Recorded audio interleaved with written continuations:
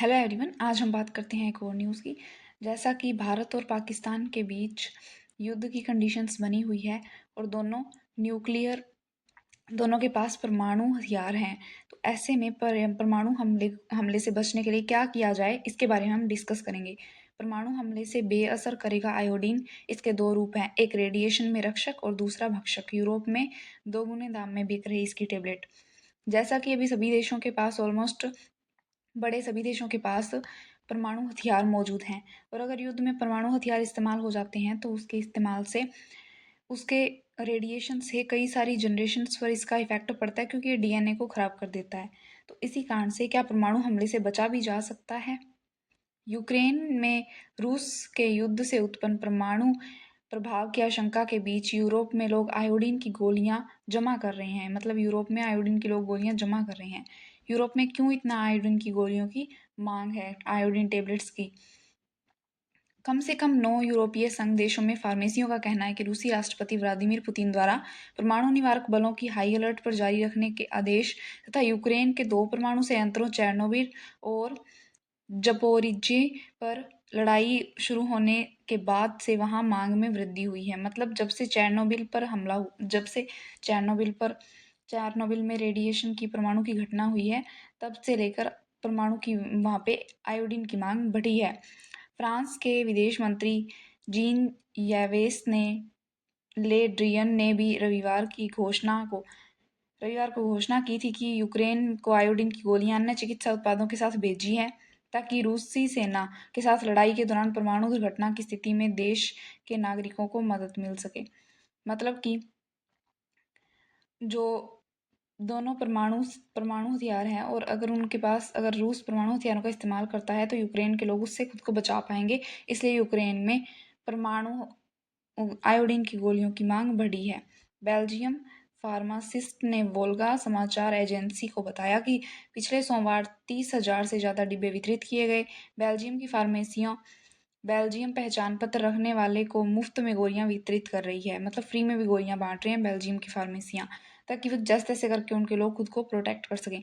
Finland और Netherlands में भी यही स्थिति है। यहाँ युद्ध शुरू होने के बाद से मांग में उछाल आया है। कुछ फार्मेसियों में तो स्टॉक ही खत्म हो गया है। हालांकि फिनिश फार्मासिस्ट एसोसिएशन ने कहा कि गोलियों को जमा करने की कोई ज़रूरत नहीं है, क्योंकि उनके पास पर्याप्त आपूर्ति है। लेकिन फिर भी लोग गोलियों को जमा कर रहे हैं, क्योंकि रेडिएशन से बचने का यही एक तरीका है। पोलैंड और रोमानिया में भी आयोडीन खरीदने के लिए ऐसी ही होड़ है, जिनकी सीमा यूक्रेन से लगती है। साथ ही चेक गणराज्य, क्रोएशिया और बुल्गारिया में भी ये मांग बढ़ी थी जब यूक्रेन और रूस युद्ध की स्थिति में थे। देश के फार्मेसी संघ के अध्यक्ष ने बुधवार को कहा कि पिछले 6 दिनों में बल्गेरियाई फार्मेसियों में इतनी आयोडीन बेची है कि वे एक साल में बेचते हैं। जितनी एक साल में बेची जाती है, उतनी सिर्फ 6 दिनों में आयोडीन की टेबलेट्स बिकी हैं।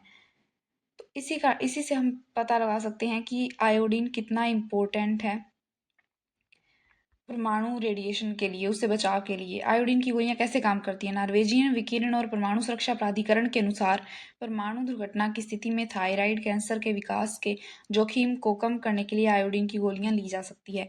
थायराइड कैंसर के बारे में भी हम डिस्कस करेंगे कि उसके विकास के जोखिम को कम करने के लिए आयोडीन की गोलियां कैसे ली जा सकती है। ऐसी घटना के दौरान उत्सर्जित रेडियोधर्मी आयोडीन दूषित वायु में सांस लेने पर थायराइड ग्रंथि द्वारा अवशोषित हो जाता है। मान लीजिए कोई विस्फोट होता है और उसके द्वारा व्यक्ति सांस लेते हैं, तो वो सांस के द्वारा उनके शरीर में प्रवेश कर जाते हैं सांस के द्वारा उनके शरीर में प्रवेश कर जाता है। लेकिन आयोडीन की गोलियां इस अवशोषण को रोकने में मदद करती हैं और परिणाम स्वरूप थायराइड कैंसर के विकास के जोखिम को कम करती है। जो आयोडीन की गोलियां हैं वो इसका अवशोषण कर लेती है और इससे थायराइड कैंसर नहीं होता। 2011 में जापानी अधिकारियों ने क्षतिग्रस्त फुकुशिमा परमाणु ऊर्जा संयंत्र के आसपास के लोगों को आयोडीन लेने की सलाह दी थी। जब फुकुशिमा के परमाणु ऊर्जा संयंत्र के आसपास के जो लोग हैं, उनको भी उन्होंने आयोडीन लेने की सलाह दी थी, ताकि वो लोग बच सकें। हालांकि अमेरिकी परमाणु विनियामक आयोग का कहना है कि अत्यंत विशिष्ट सुरक्षा है। सबसे पहले हम बात कर लेते हैं यूक्रेन वर्ल्ड मैप में। ये एशिया है, ये यूरोप है, ये अफ्रीका है, और यहाँ यूक्रेन कुछ यहाँ है। और उसका मैप देखे तो ये यूक्रेन है, और यहाँ चेरनोबिल न्यूक्लियर पावर प्लांट है, जहाँ वो घटना हुई थी चेरनोबिल की।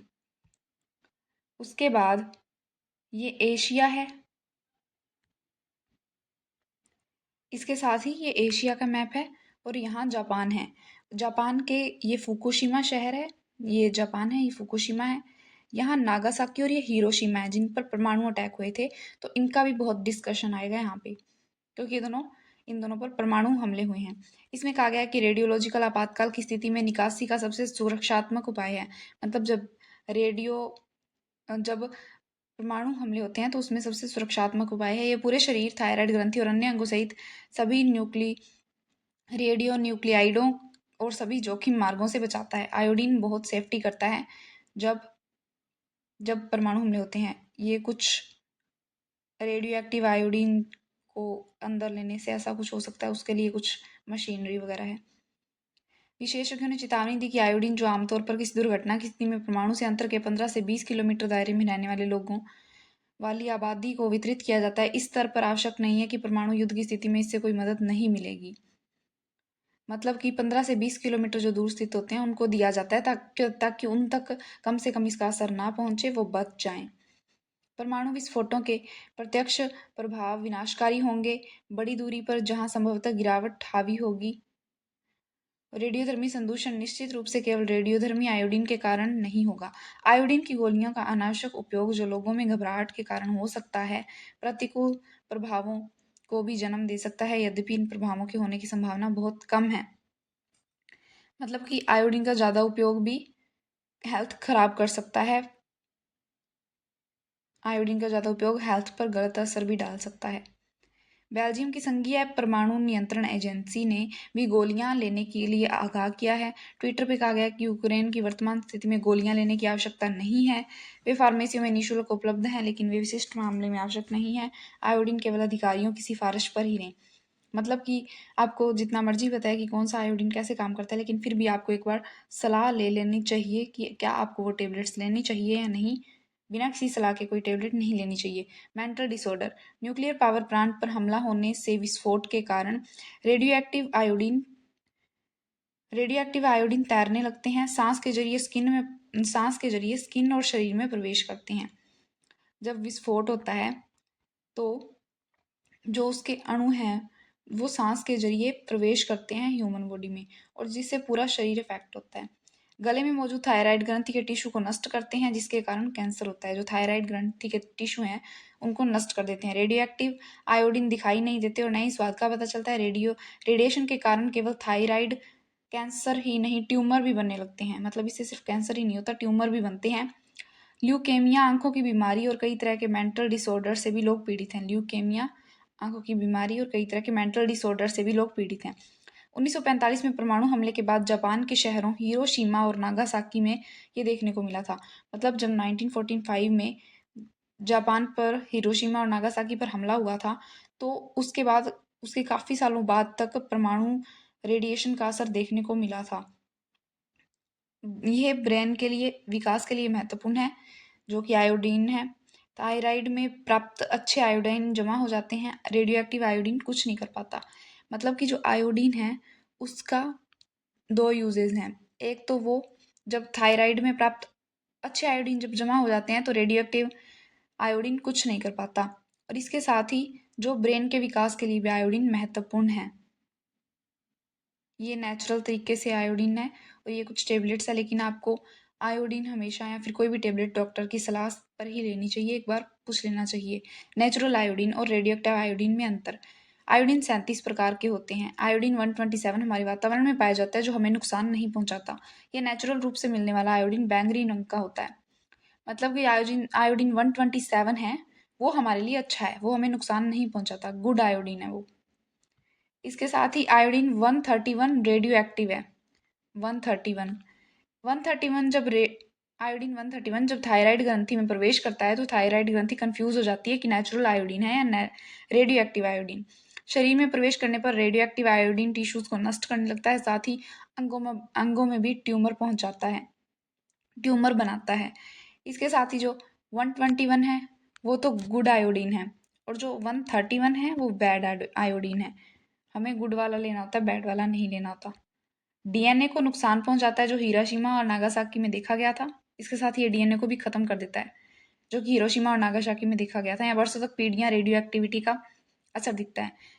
यहाँ अब भी बच्चों में रेडियो एक्टिविटी का असर दिखता है क्योंकि उनका डीएनए बहुत गलत तरीके से प्रभावित हुआ है हिरोशिमा और नागासाकी में, जो हमने जापान में शहर देखे थे।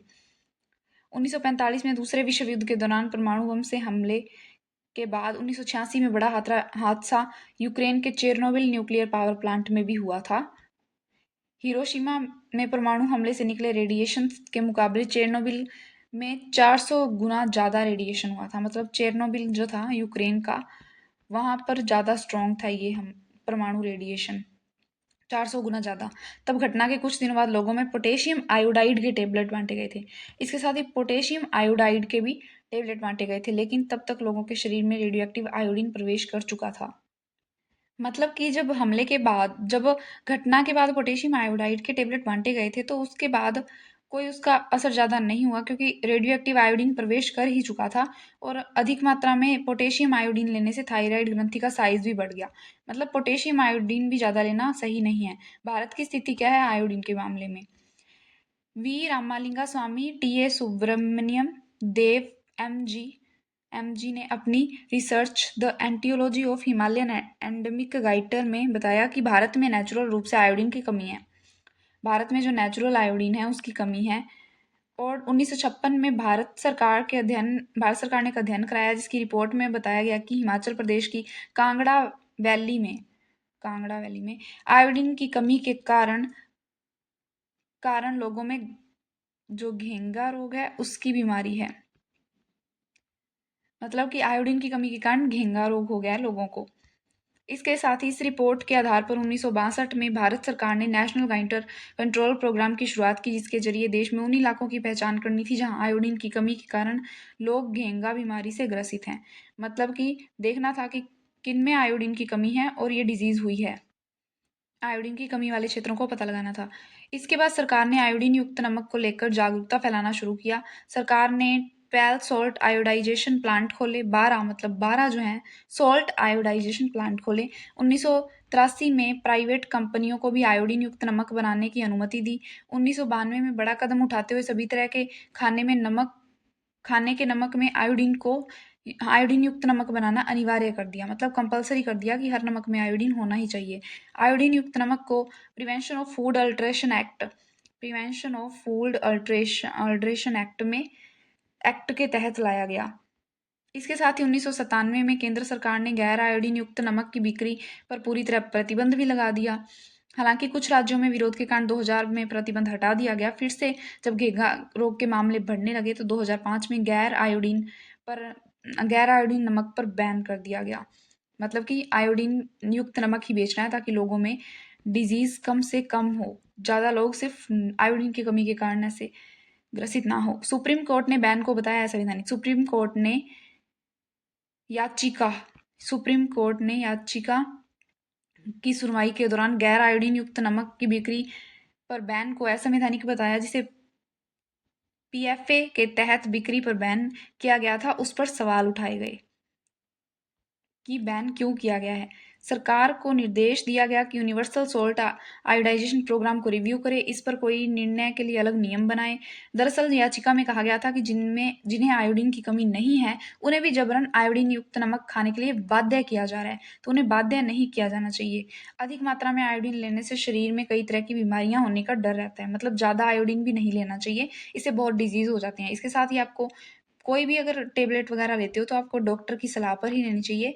आयोडीन जो है वो परमाणु हमले के रेडियो एक्टिव प्रभाव को कम करता है, लेकिन ज़्यादा मात्रा में लेने से भी ये खतरनाक हो सकता है। ये थी हमारी आज की news. Thank you so much.